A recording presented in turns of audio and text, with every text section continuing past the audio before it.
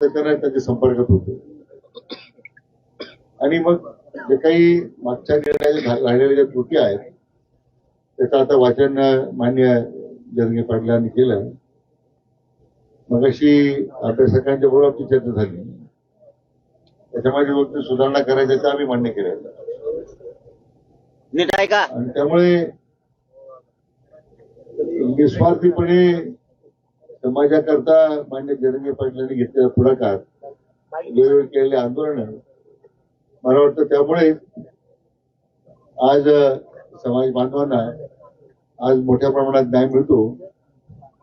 आणि म्हणून मी खरं त्यांचं सुद्धा मनापासून आपल्या सर्वांच्या वतीने अभिनंदन करतो.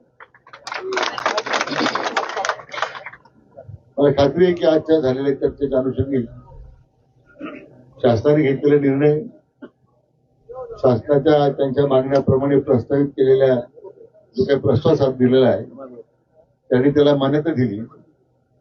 त्याच्यावर लगेच आम्ही पुढच्या 2-3 दिवस शासन निर्णय काढून अंमलबजावणीला आम्ही सुरुवात करतोय. आणि म्हणून मी आपल्या सर्वांच्या वतीने 2-3 दिवसात म्हणले तर सूचना द्या ना सगळे जण.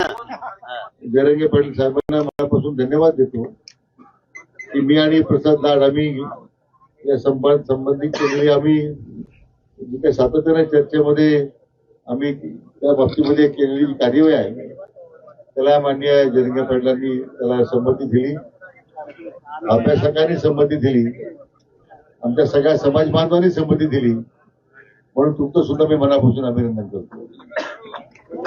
आणि पुन्हा एकदा मी आपल्या सर्वांच्या वतीने जरंगे पाटलांना विनंती करतो की त्यांनी आता आमच्या समाज बांधवांच्या हिताकरता, आमच्या सर्वांच्या हिताकरता आपलं सुरू केलेलं उपोषण स्थगित करावं अशी त्यांना विनंती करतो.